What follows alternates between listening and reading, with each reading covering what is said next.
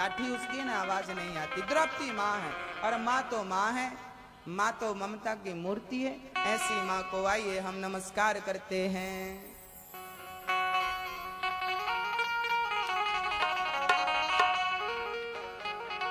तू कितनी अच्छी है, तू कितनी भोली है। कौन है ये? ओ प्यारी प्यारी है। ओ माँ,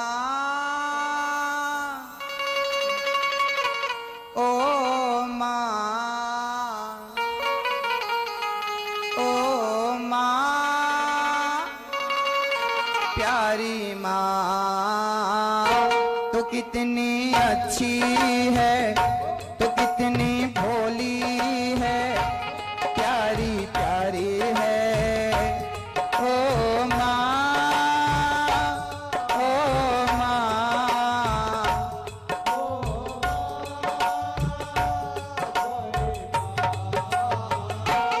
ये जो दुनिया है ये वन है कांटों का, तो फुलवारी है। ओ माँ, ओ माँ, ओ माँ, प्यारी माँ।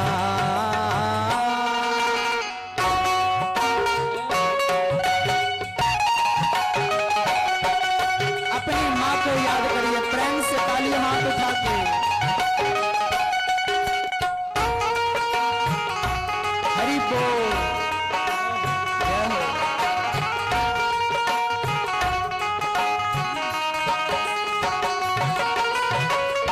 दुखन लागी है माँ तेरी अखियाँ,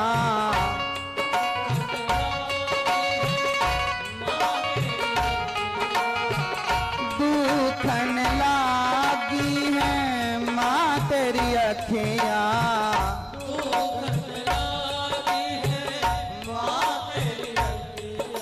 मेरे लिए जागी है तू, मेरे लिए जागी है तू, सारी सारी रतियाँ मेरी निंदिया पे। ओ अपनी निंदिया भी तूने वारी है। ओ माँ,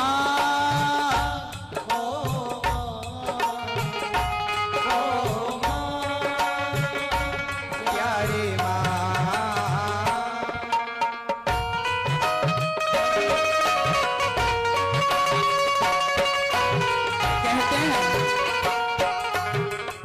कहते हैं माँ से बड़ी कोई पूजा नहीं होती।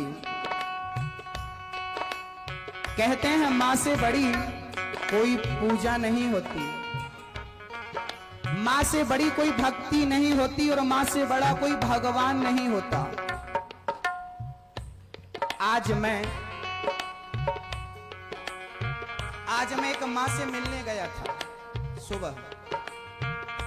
आज की बात आपसे कहूं, आज मैं एक माँ से मिलने गया था।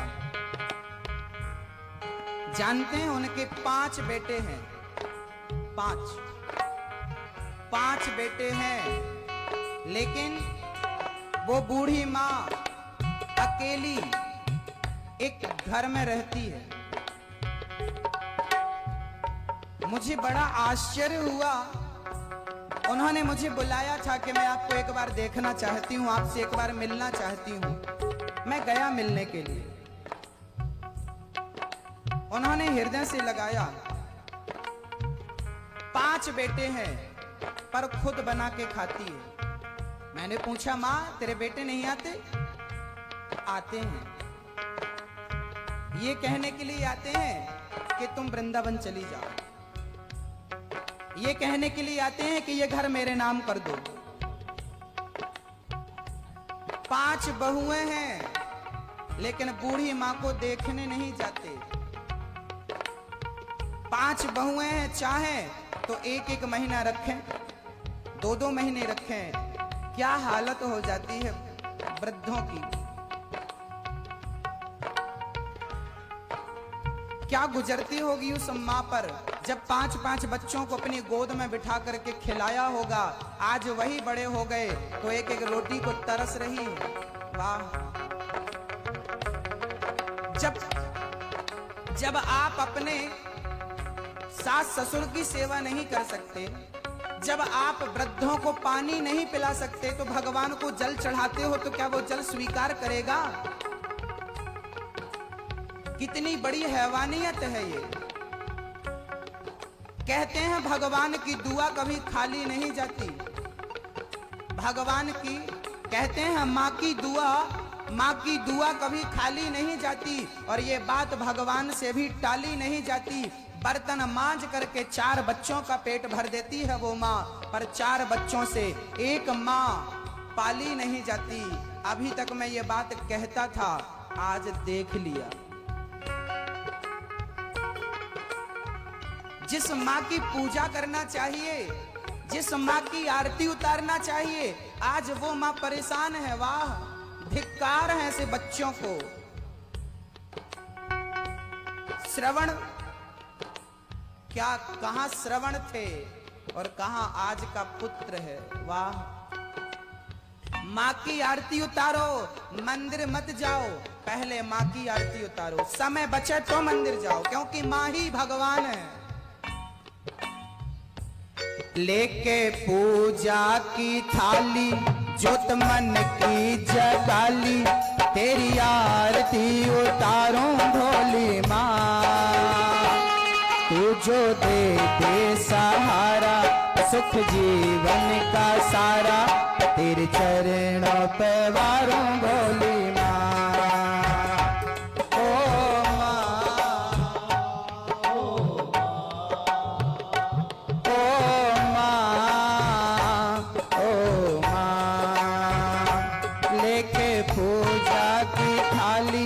जोत मन की जगाली, तेरी आरती उतारूं भोली माँ।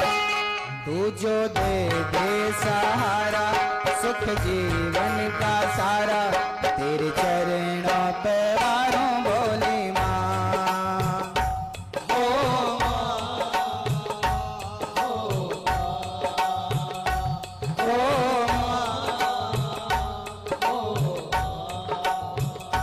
माँ से बड़ी कोई पूजा।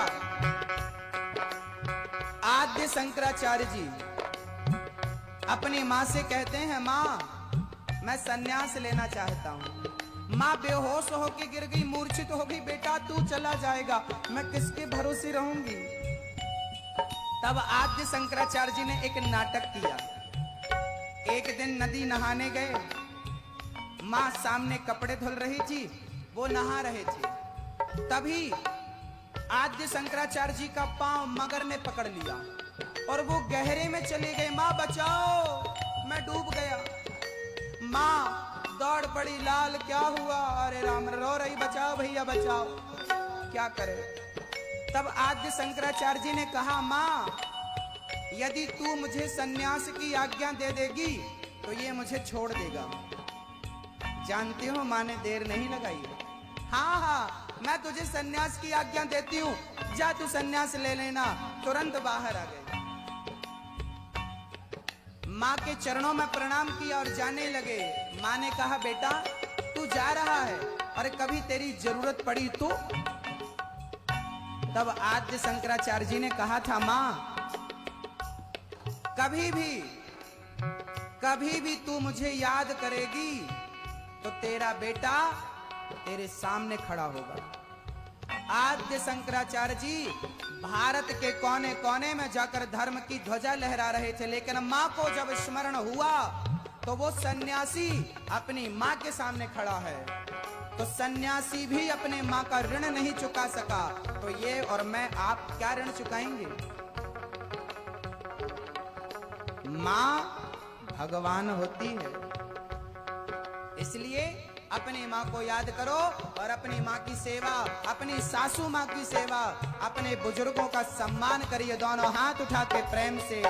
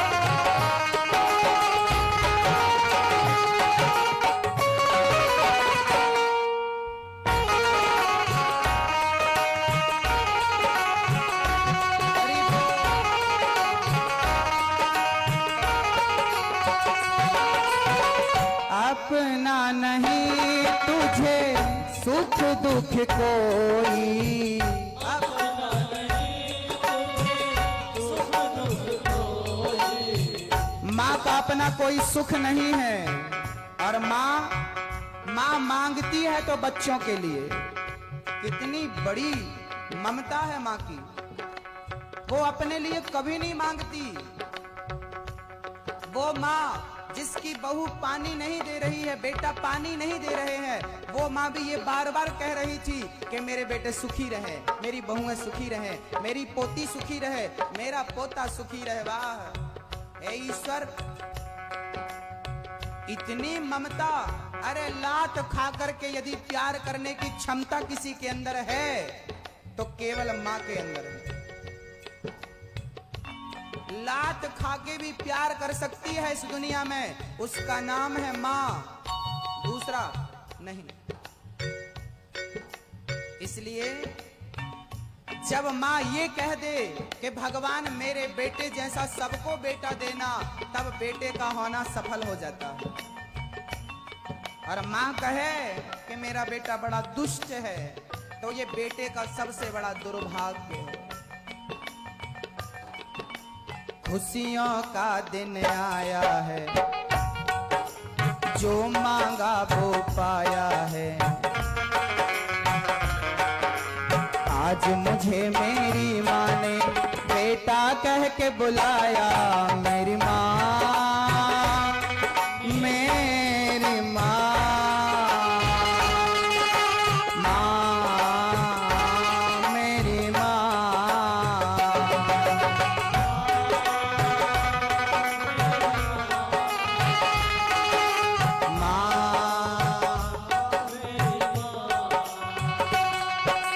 खुशियों का दिन आया है, जो मांगा वो पाया है। आज मुझे मेरी माँ ने बेटा कह के बुलाया। मेरी माँ, मेरी माँ, माँ, मेरी माँ,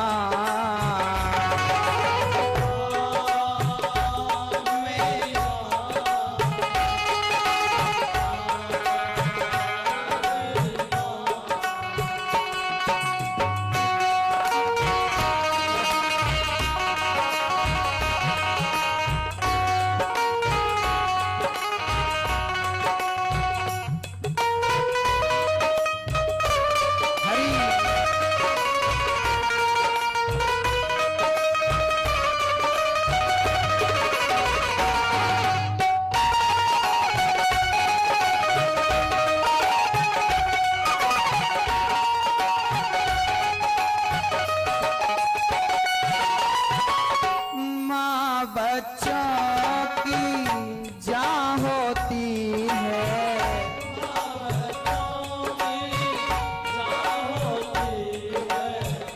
माँ बच्चों की जान होती है।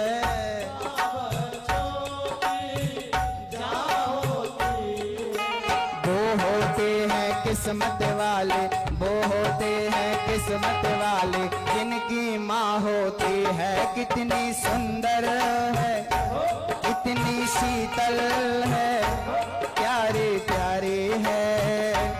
ओ माँ, ओ माँ, ओ माँ, प्यारी माँ, तो कितनी अच्छी है, तो कितनी भोली है, प्यारी प्यारी है।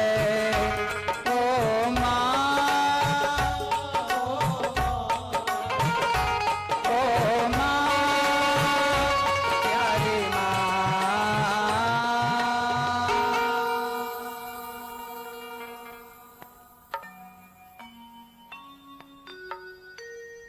मुझे इस दुनिया में लाया,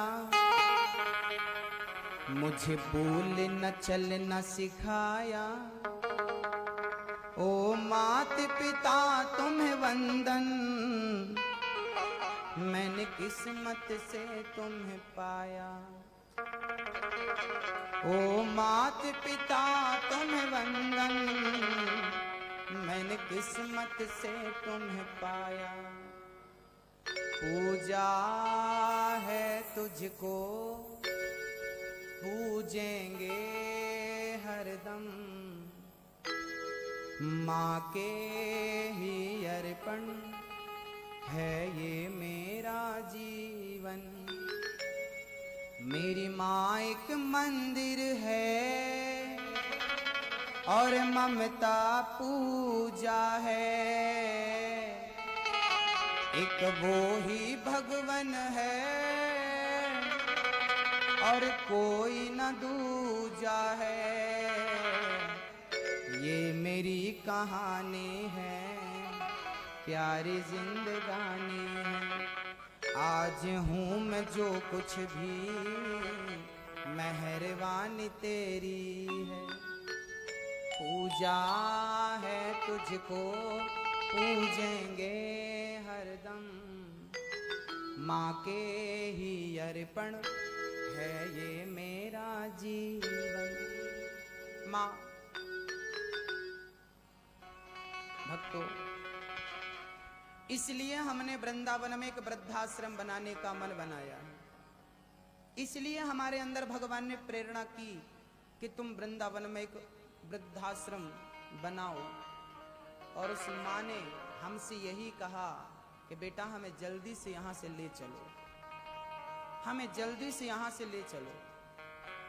हम थोड़ी सी जिंदगी बची है, अब बिहारी जी की शरण में हम रहना चाहते हैं। हमने कहा ठीक है माँ चलो।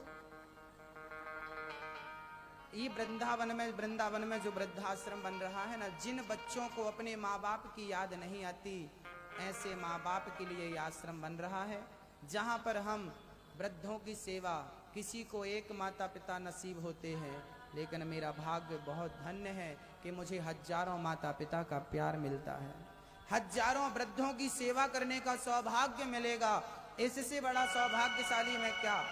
जिसकी माँ होती है ना, वो बेटा किस्मत वाला होता है, धनवान होता है, लेकिन क्या कहें अपने धन को ही छोड़ देता है। इसलिए वृंदावन में आश्रम बन रहा। आप लोग सहयोग करते हैं ना थोड़ा थोड़ा। अभी इतना धन नहीं है मेरे पास कि मैं जल्दी से बना पाऊं।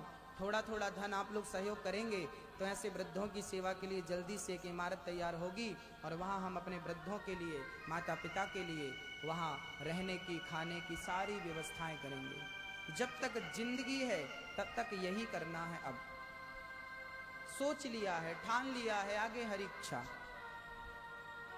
कन्याओं का विवाह करना, हर कथा में कन्याओं का विवाह करते हैं। साल में करीब 100 बेटियों का विवाह हो जाता है और वृद्धों की सेवा के लिए निर्माण हो रहा है, मंदिर का निर्माण हो रहा है वृद्धों की सेवा के लिए। कहाँ, जहाँ वो बिहारी जी की शरण में रहें और कीर्तन करते रहें। बस इस अच्छे कार्य में आप लोग भी अपना सहयोग दे सकते हैं। आपको अच्छा लगे ये कार्य तो। कुछ भक्तों ने सहयोग दिया है, उनके नाम सुनते हैं, पुनः आपको कथा में आपको ले जाऊंगा।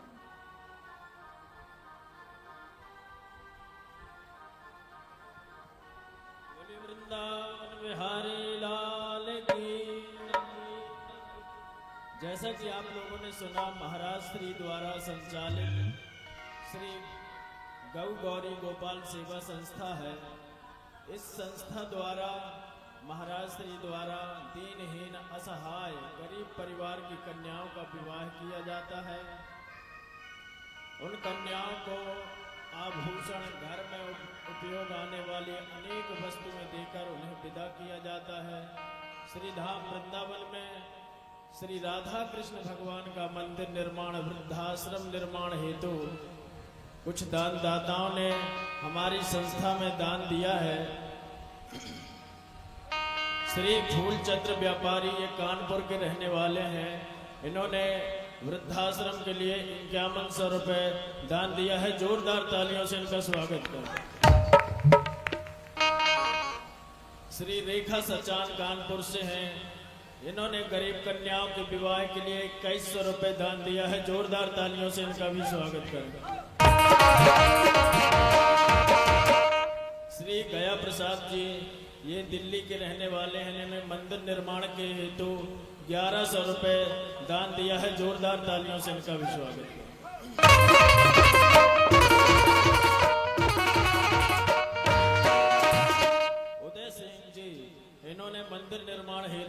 3300 रुपए दान दिया है। जोरदार तालियों से इनका भी स्वागत करें।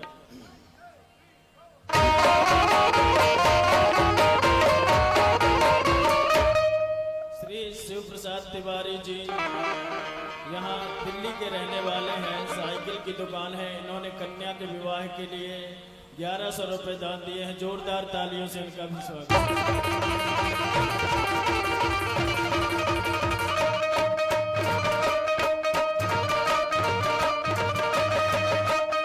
किसी भक्त ने गुप्त दान किया है, कन्या के विवाह के लिए 5100 रुपए दान दिया है। जोरदार तालियों से इनका भी स्वागत करें।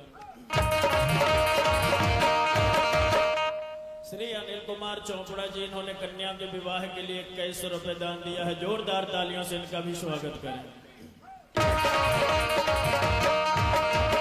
जिन किसी भी भक्त को हमारे इस विशेष कार्य में वृद्धाश्रम निर्माण हेतु, मंदिर निर्माण हेतु, कन्याओं के विवाह हेतु जो भी दान देना है, हमारे पास आकर अपना नाम लिखवाए और पुण्य के भागी बने।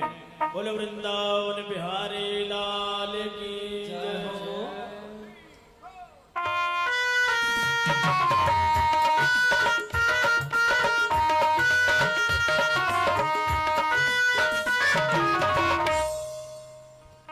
बोलिए भक्त वत्सल भगवान की।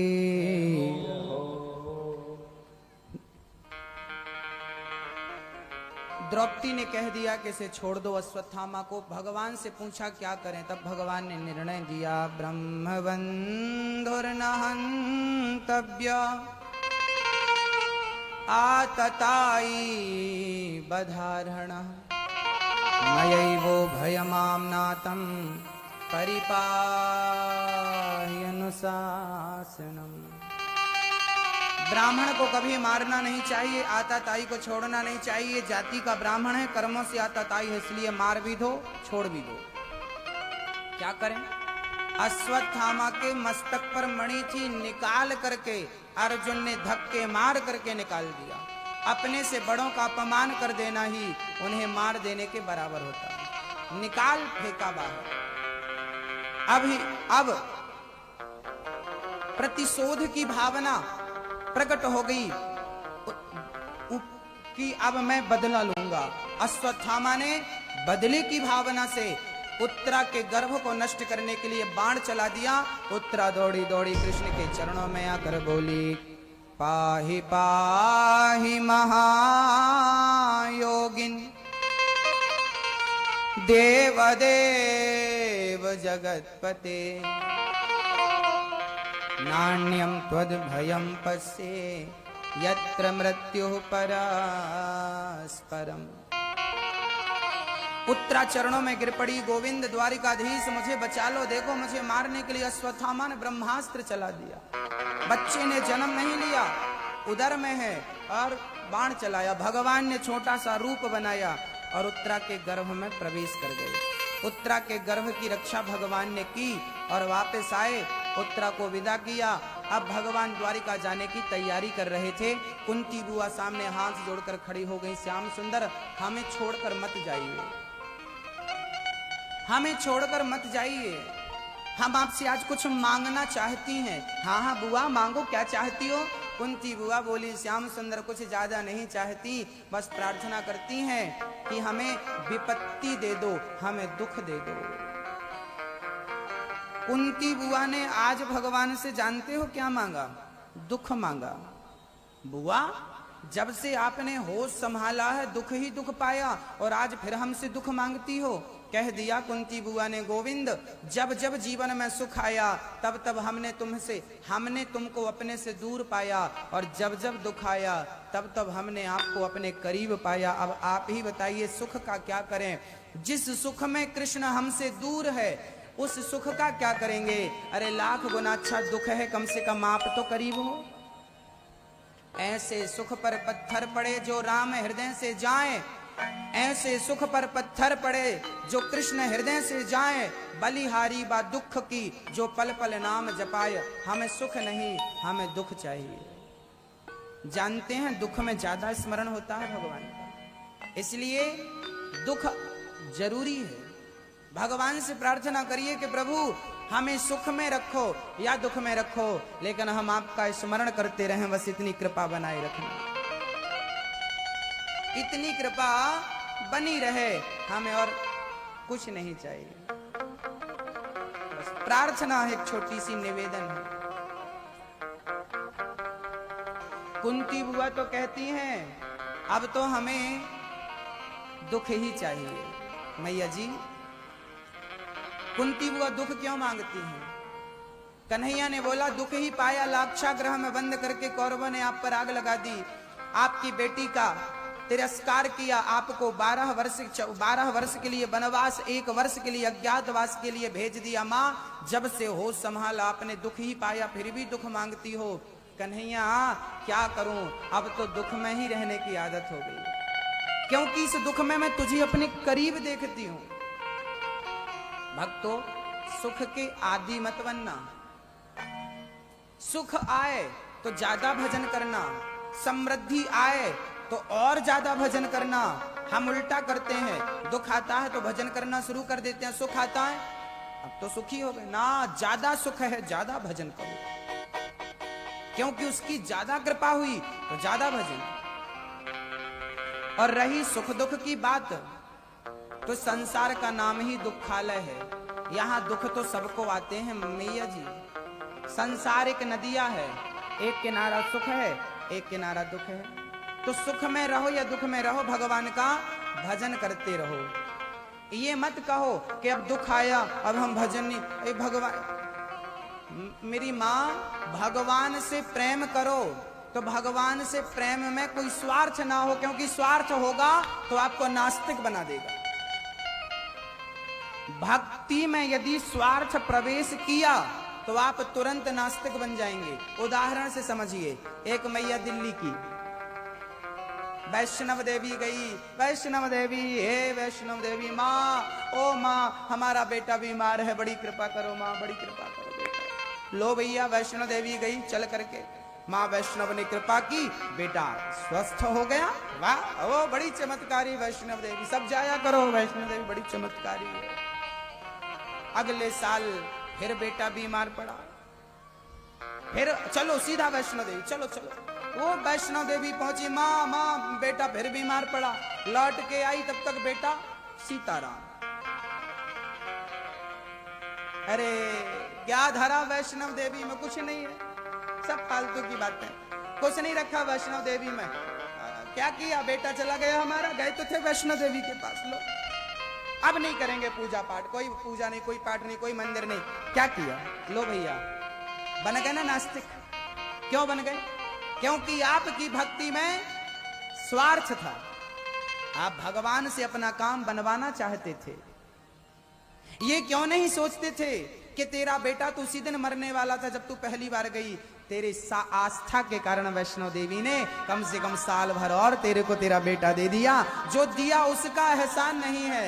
लो भैया, पूजा पाठ बंद। कई लोग मिलेंगे आपको जो ये कहेंगे हम मंदिर नहीं जाते, पूजा नहीं करते, पहले जाते थे आजकल नहीं जाते। क्योंकि पहले भगवान जब तक हमारा स्वार्थ सिद्ध करते थे जाते थे हम। जब तक भगवान हमारी मुरादें पूरी करते थे हम बहुत जाते, बहुत बढ़िया, राधा कृष्ण बहुत बढ़िया है, बहुत बढ़िया, जाओ खूब देंगे भगवान झोली भर भर के। जब तक दिया बढ़िया, हाँ, और नहीं दिया लो भी अच्छा नहीं है, भगवान ये ठीक नहीं है। तो भक्ति में स्वार्थ ना हो, याद रखिएगा। निष्कपट निस्वार्थ भक्ति हो। मीरा क्या चाहती थी कृष्ण से? कृष्ण से कुछ नहीं चाहती थी, बल्कि कृष्ण को ही चाहती थी। हा?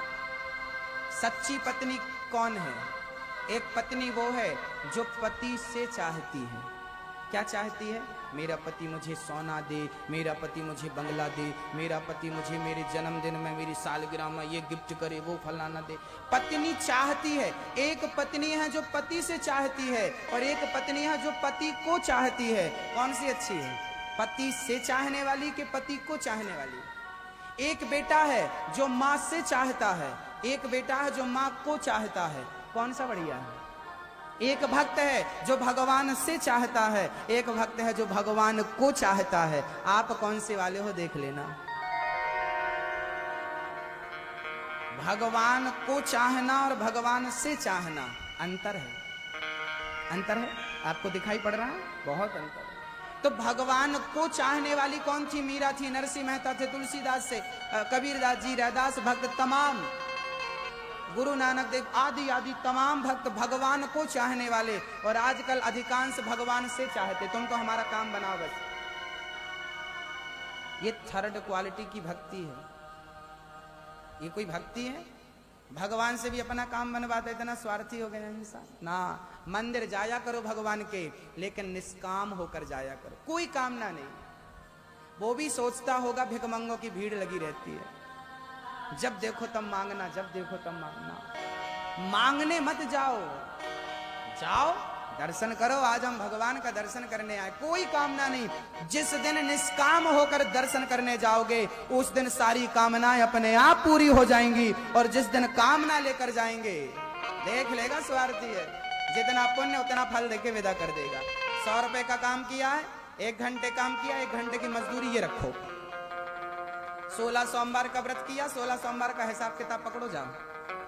एक मैया जी सावन में 16 सोमवार रहती थी, 16 सोमवार रही, 17वीं सोमवार को हिसाब लेने पहुंच गई। शंकर जी, वो बहू को बेटा हुआ नहीं, आपके 16 सोमवार पूरे हो गए। अच्छा, तो 16 सोमवार का कितना बजट हुआ? इतना हुआ, हिसाब किताब करके चल, एक बेटा दिया, ले ये तेरे व्रत का हिसाब है, मजदूरी है ये। मैं अगर मांगू तुझे, तुम ना देना मुझे, वरना प्रेमी नहीं मजदूर हो जाऊंगा। ये मजदूरी है। मैंने मंगलवार का व्रत किया, हनुमान जी से ये मांग लिया। अरे ये मजदूरी क्यों करते हो? मैंने भगवान की आरती उतारी, मैंने व्रत रखा एकादशी का, द्वादशी को पहुंच गए। प्रभु एकादशी का हिसाब नहीं हुआ, अपना भी बाकी है, करो। ये मजदूरी है भाई, इसको पूजा नहीं कहते। हाँ हाँ, भगवान इच्छाएं पूरी करते हैं। आपको मांगना है तो मांगिए, देता है वो। लेकिन उच्च कोटि की भक्ति, उस आनंद तक पहुंचना है तो इससे ऊपर उठना पड़ेगा आपको। मीरा की कोटि की भक्ति करना है तो इस स्वार्थ के दलदल से ऊपर आइए, और फिर देखिए वो आनंद की अनुभूति होगी कि सोना चांदी वालों को क्या आनंद होगा, जो आनंद आपको मिलेगा। लेकिन ये आनंद तो आनंद है, अनुभव है। श्री सुखदेव जी महाराज कहते हैं, भक्तों, कुंती बुआ ने दुख मांगा और भगवान ने कहा, बुआ मैं दुख कहां से लाऊं, मुझको ही तू ले ले। अपने आप को समर्पित कर दिया। जो भगवान से कुछ नहीं मांगता ना, भगवान उसके लिए सब कुछ लुटा देते।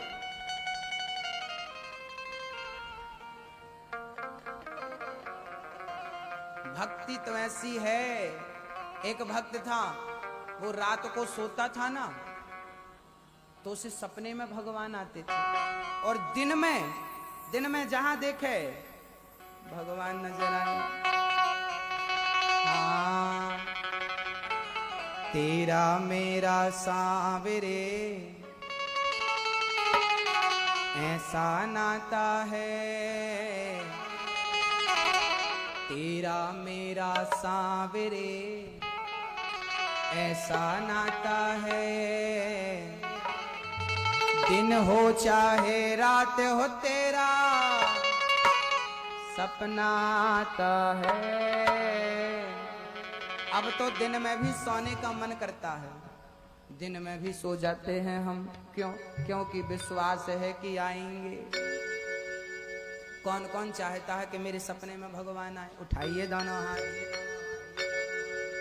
तेरा मेरा सांवरे ऐसा नाता है, तेरा मेरा सांवरे ऐसा नाता है, तेरा मेरा सांवरे ऐसा नाता है, तेरा मेरा सांवरे ऐसा नाता है।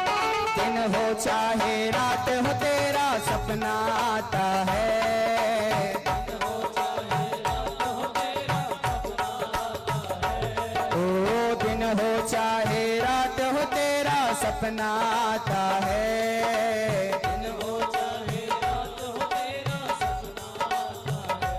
ओ तेरा मेरा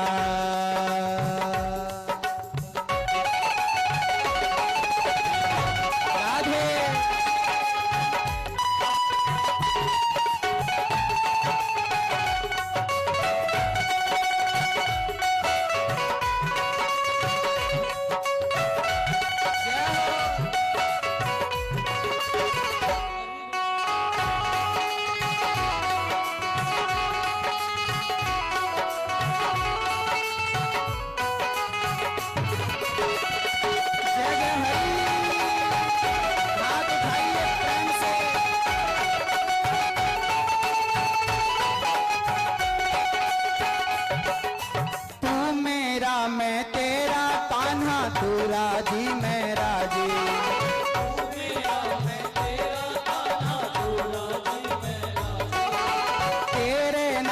पे लिख दी मैंने इस जीवन की बाजी।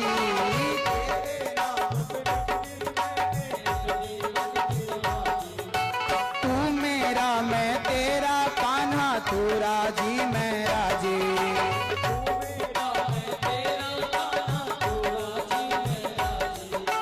तेरे नाम पे लिख दी मैंने इस जीवन की बाजी।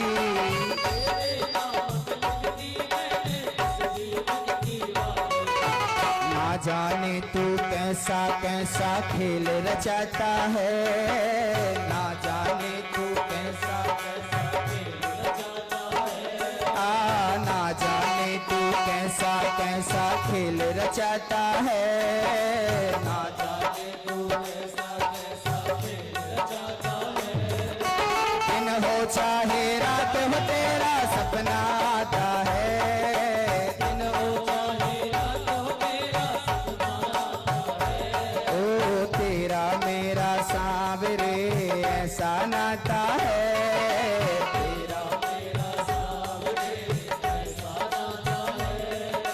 दिन हो चाहे रात हो तेरा सपना आता है, दिन हो चाहे रात हो तेरा सपना आता है। तेरा मेरा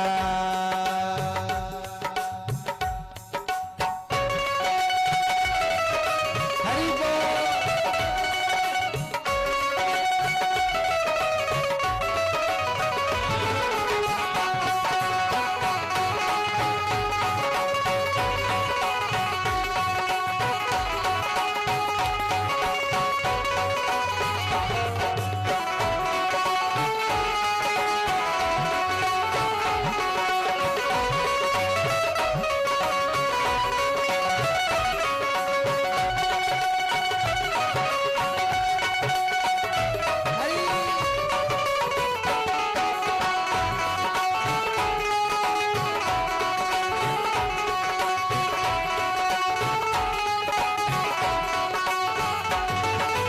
जन्म जन्म तक तेरा मेरा साथ कभी ना छूटे। जन्म जन्म तक तेरा मेरा साथ कभी ना छूटे। छूट जाए सांसों की लड़ियां नाम कभी ना छूटे। छूट जाए सांसों की लड़ियां नाम कभी ना छूटे। हे कन्हैया मेरी प्रार्थना स्वीकार करो, जन्म जन्म तक जिस योनि में मेरा जन्म हो मैं आपका भजन करता रहूं, प्रार्थना है। और मेरी हर श्वास में आपका नाम निकले ऐसी प्रार्थना है। जन्म जन्म तक तेरा मेरा साथ कभी ना छूटे।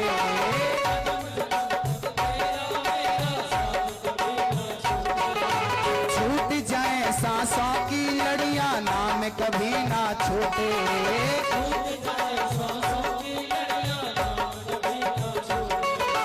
कर न सके कोई भी तू वो करके दिखाता है, कर न सके कोई भी तू वो करके दिखाता है।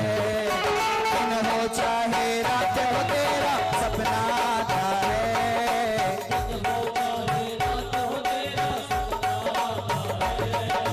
तेरा मेरा सांवरे ऐसा नाता है, तेरा मेरा सांवरे ऐसा नाता है। दिन हो चाहे रात हो तेरा सपना आता है, दिन हो चाहे रात हो तेरा सपना आता है। ओ दिन हो चाहे रात हो तेरा सपना आता है।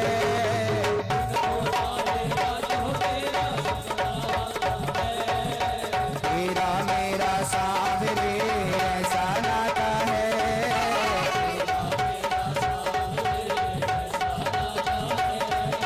दिन हो चाहे रात हो तेरा सपना आता है।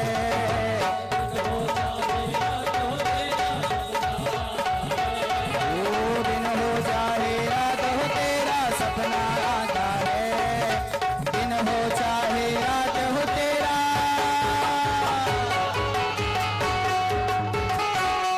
सपना आता है। तेरा मेरा सांवरे ऐसा नाता है,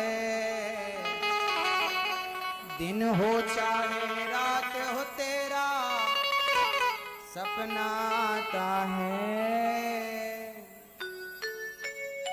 भक्तों, श्री कुंती बुआ ने दुख मांगा, भगवान ने अपने आप को न्यौछावर कर दिया। पितामह भीष्म बाणों की सैया पर लेटे थे, 52 दिन हो गए थे। 52 दिन से बाणों की सैया पर लेटे। आज भगवान पितामह पांडवों को लेकर पहुंच गए। पितामह से कहा, पितामह इन्हें ज्ञान दो, और पितामह ज्ञान देने लगे।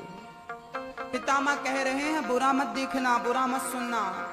द्रौपदी को हंसी आ गई। भरी सभा में मेरी लाज लुट रही थी, आपने देखा था, और मेरे पतियों को उपदेश कर रहे हो, बुरा मत देखना। यदि ये ज्ञान आपको था तो मेरी रक्षा क्यों नहीं की आपने?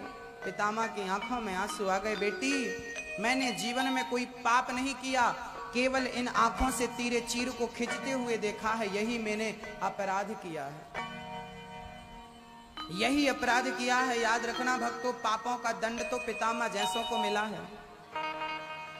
पापों का दंड तो पितामह जैसों को मिला है, हमें और आपको क्यों नहीं मिलेगा? इसलिए सावधानी से कर्म किया करो, कोई अपराध ना हो, कोई त्रुटि ना हो, कोई पाप ना हो। पितामह बाणों की सैया पर लेटे हैं, जानते हैं अपराध क्या किया है? द्रौपदी की साड़ी को खींचते हुए देखा है, बस यही अपराध किया है पितामह ने। सामर्थ्यता थी, चाहते तो दुशासन को दंड दे सकते थे, केस पकड़ करके दुशासन को और ले जाकर के सभा के बीच में फेंक सकते थे, लेकिन पितामह ने चुप्पी साध ली। बल था, एक आवाज लगा देते तो दुशासन की क्या हिम्मत थी कि वो द्रौपदी को स्पर्श कर लेता।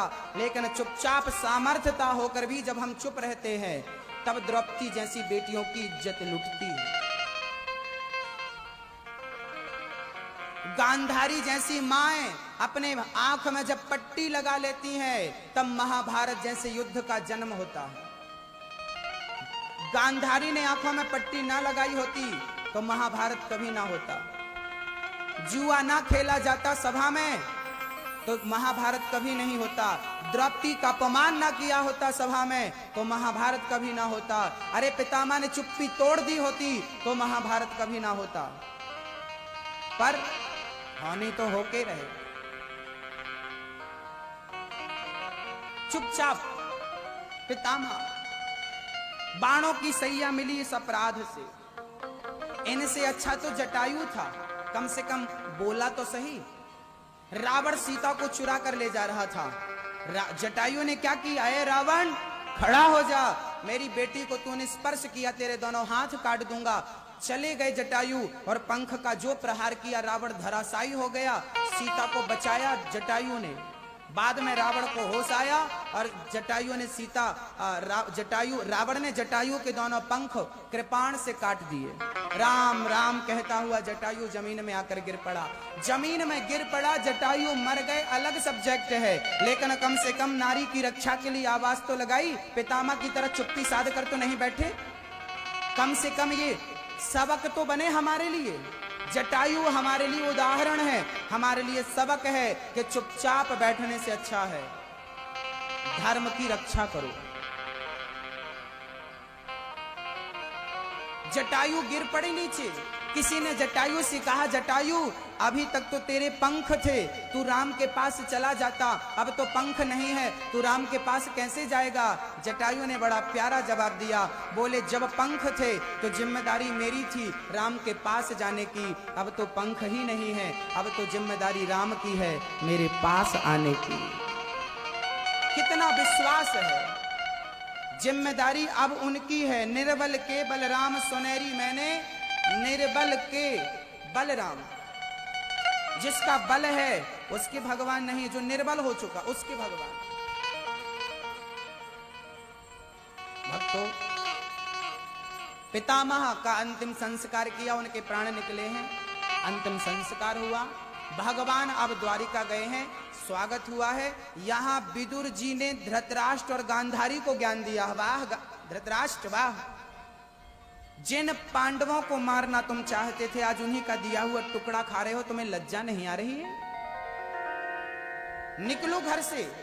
अच्छा, भीम भैया, महाभारत में लिखा है कि भीम ना धृतराष्ट्र को रोटी फेंक करके देता था, ए बुड्ढे खा ले, क्योंकि ये वही है ना जो बोला था कि भीम तुझे एक बार गले से लगाऊं। तब भगवान समझ गए थे इसकी कूटनीति और लोहे का पुतला दिया था, लोहे का पुतला लगाया था, हृदय से चूर चूर कर दिया था। इतने पहलवान थे धृतराष्ट्र जी। सोचा कि इसने मेरे 100 बच्चों को मारा, मैं इसको तो कम से कम मार डालूं। अभी भी धृतराष्ट्र आंखों से अंधे नहीं थे, बुद्धि से, ज्ञान वैराग्य से भी अंधे हो चुके थे, स्वार्थ में अंधे हो चुके थे। आपको क्या लगता है, आप लोगों की आंखें हैं कि नहीं है? है?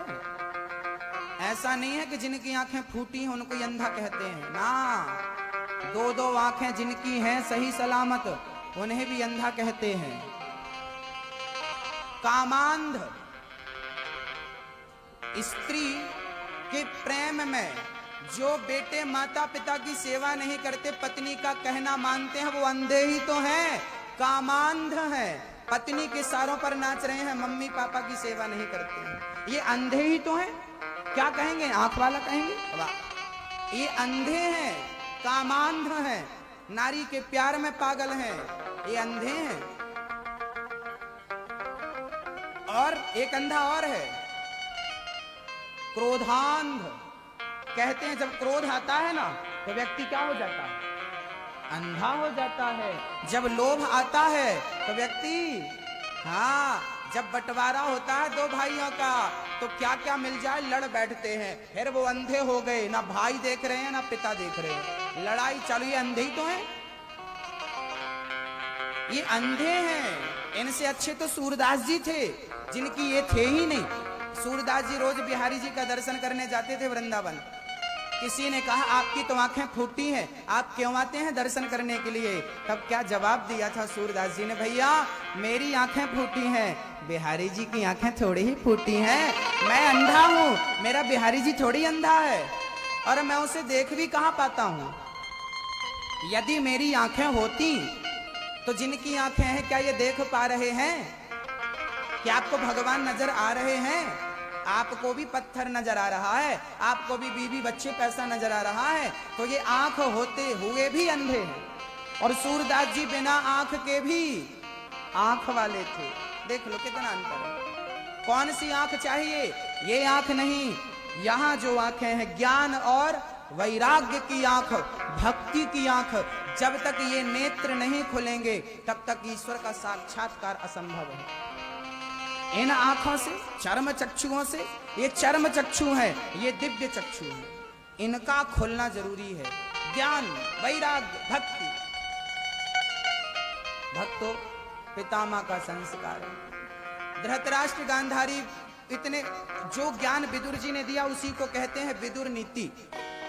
अंत में वो हरिद्वार गए, अनशन करके प्राण त्यागे दोनों, धृतराष्ट्र और गांधारी ने। और परीक्षित का जन्म हुआ तो भगवान परीक्षित से मिलने आए, परीक्षित राजा बन गए। परीक्षित को अब राजा बना करके जब भगवान पूरी लीला करके 125 वर्ष की लीला करके चले गए स्वर्ग की ओर, अपने परम धाम की ओर, तब 5 पांडव स्वर्ग आरोहण के लिए चले। तब परीक्षित का शासन था। एक दिन परीक्षित अपने जंगल में जाकर देखते हैं तो एक गाय एक बछड़ा दोनों परेशान थे। एक काला सा व्यक्ति लात मार रहा था, लाठी मार रहा था। परीक्षित ने कहा मेरी प्रजा को कौन है ये मारने वाला, यहाँ आओ। क्यों मार रहे हो गाय को और बछड़े को? कलयुग बोला मैं कलयुग हूँ, जहाँ ये गाय होती है मुझे रहने नहीं देती, बछड़ा होता मुझे रहने नहीं देता, इसलिए मार मार के इसे भगा रहा हूं, है ना।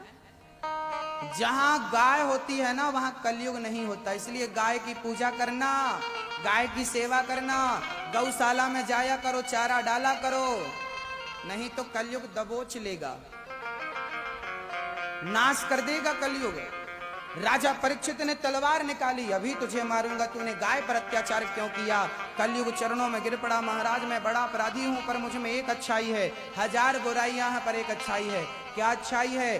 कलयुग बोला मैं इतना अच्छा हूं कि इस कलयुग में मेरा कोई नाम ले लेता है तो मैं उसे भवसागर से पार कर देता हूं, ये कलयुग की अच्छाई है। कलयुग केवल नाम आधारा, सुमरि सुमरि नर उतरहि, कृते यध्यायते विष्णुम त्रेतायाम यजतो मखई, द्वापरे परिचर्यायाम कलौ केशव कीर्तनात्। कलयुग बहुत अच्छा है, कलयुग अच्छा ना होता तो यहाँ बैठ के हम कथा कैसे सुन रहे होते। अच्छा है इसलिए तो कथा सुन रहे हैं, पुरुषोत्तम महीने में कथा सुन रहे हैं, बड़ा भाग्य है आप लोगों का। कलयुग बहुत अच्छा है।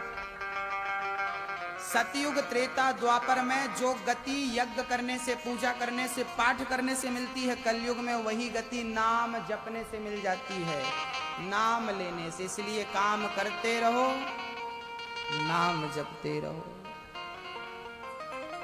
मैया जी आप जपती हो नाम की नहीं? किसका नाम जपती हो? पड़ोसन का?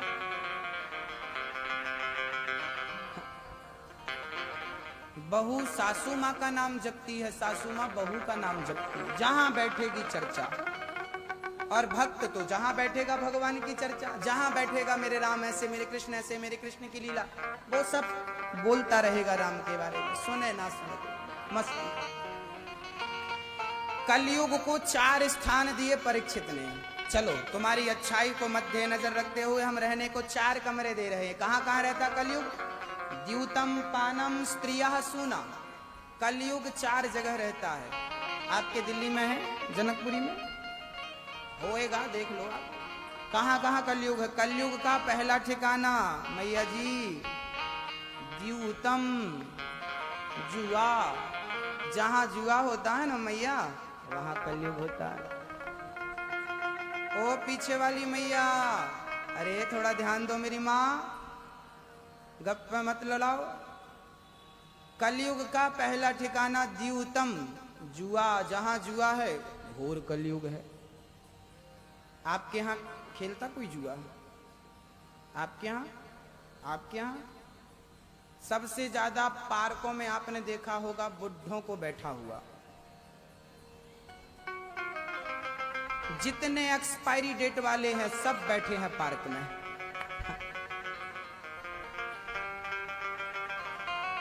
सब बैठे पार्क में खेल रहे जुआ। और कोई काम की तो है नहीं, घर में रहेंगे तो बच्चे को खिलाना पड़ेगा, भागते हैं, कौन चक्कर में पड़े।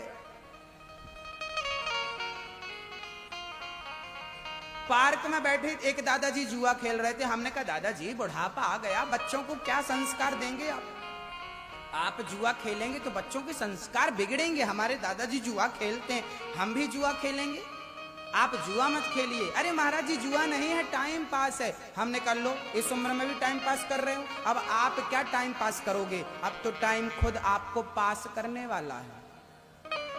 अब तो टाइम खुद आपको पास करेगा, आप क्या टाइम पास करोगे? इसलिए टाइम पास का बहाना मत करो, जुआ मत खेलो। दादाओं को समझाओ, बूढ़ों को समझाओ। जहां दादाजी लोग जुआ खेलते नजर आए ना, हमारी माताओं को पहुंचना चाहिए और हमारी माताओं को पहुंच करके कहना चाहिए यही सीख रहे हो बुढ़ापे में? थोड़ी तो शर्म आए। सबको डंपर में भरो, सीधा हरिद्वार ले जाओ।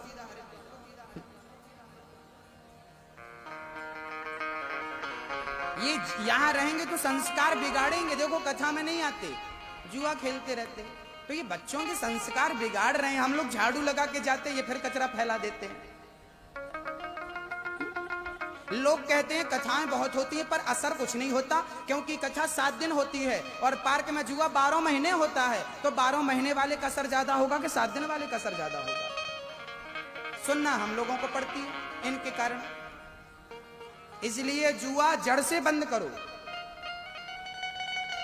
कलयुग का पहला ठिकाना जहां जुआ है वहां कलयुग है। बताइए जुआ ना होता तो क्या द्रौपदी की साड़ी खिंचती, वस्त्र खिंचता?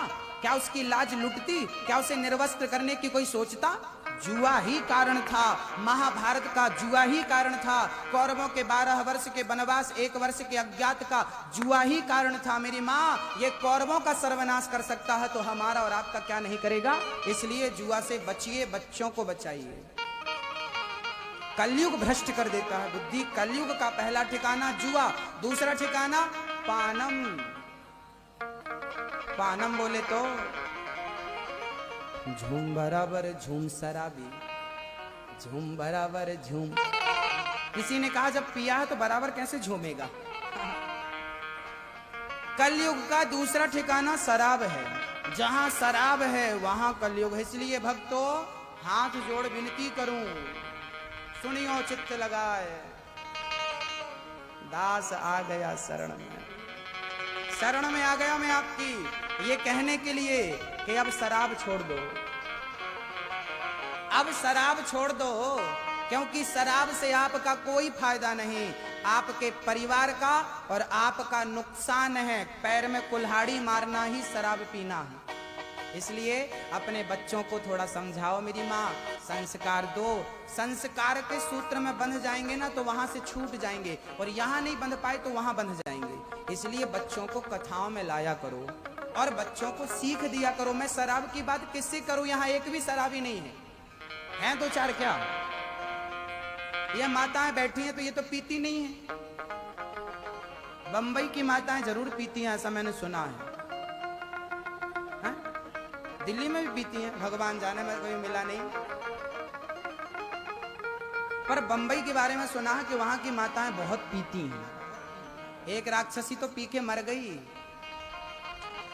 उसके नाम पर पूरा देश रोया कुछ दिन पहले। देखो जरा, शराब पी के मरी, सब रो रहे हैं, कहते हैं पागल है। क्या जमाना है।